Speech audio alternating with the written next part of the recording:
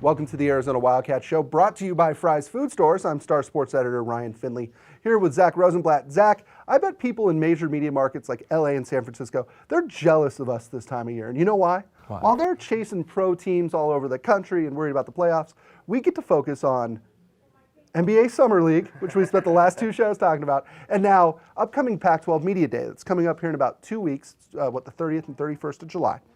Warner Bros. Studios. Warner Brothers Studios. You're excited. I know you're excited. Take me through three storylines here that we're going to be talking about at Media Day.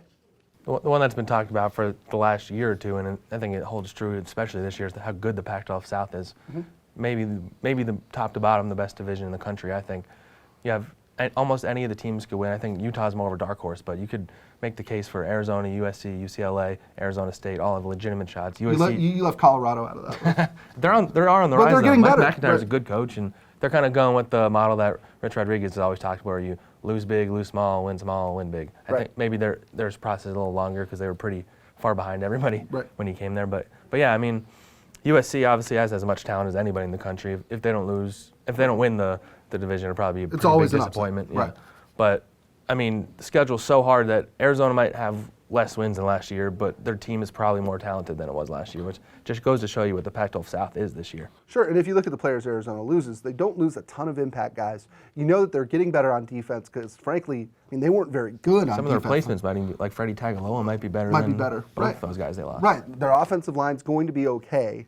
And, you know, Anu Solomon another year in the system, or if something happens to him, his backup won't be a true freshman.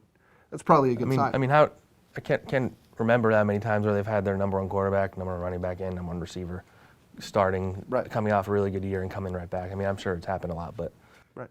Here's the fun fact, by the way. Daniel Burke, he's watching somewhere, and he'll like this. Every year Rich Rodriguez has had his starting quarterback back for a second year. He's been the conference offensive player of the year. All right, number two, go. Number two. I think it's kind of cool that it's Blake Martinez' senior year, local guy, passed over by Mike Stoops when he was here. He should be playing his senior year for Arizona right now. Right. He could be Scooby Wright. But, I mean, he's their starting middle linebacker. I think he started at safety out there. He played with Tevis and Kadeem Carey, I think, at CDO. And I don't know, he's developed into a really good player. Now he's a leader of a defense that almost year in, year out is considered like they'll be good because of their defense. And then, so he's kind of the leader of it now. Right. So I think it's a big year for him. It's kind of cool seeing a local kid being on a powerhouse like that, even though he should be on Arizona. Right, and Stanford plays, to quote Jim Harbaugh, Stanford plays manly man football. And there's no more manly man position on the football field than middle linebacker, and that's where Blake Martinez is. And he'll get a shot at Arizona Stadium this year, I think, too, right? Absolutely. Okay, we've got 20 seconds left. Third storyline to watch here. Can Oregon move on from Marcus Mariota?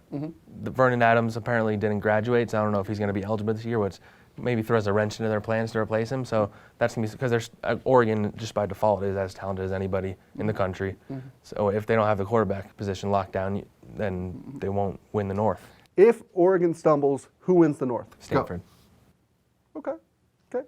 I kind of like, this is dark horsey as heck, and I know that. I like Wazoo.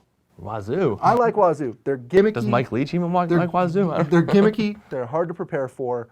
Home field advantage when the weather gets cold. This is a team that, especially now, lose big, lose little, win big. This is the win big year at Wazoo.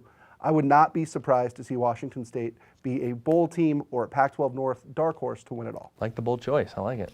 Bold choice. That'll do it for this episode of the Arizona Wildcat Show, brought to you by Fry's Food Stores. For Zach Rosenblatt, you're not a Mike Leach fan, huh? No, I love Mike Leach. I'm just wondering if he likes it in Pullman. I'm Ryan Finley. We'll see you next time. Try this matchup. Low prices and faster checkout. You can count on it at Fry's.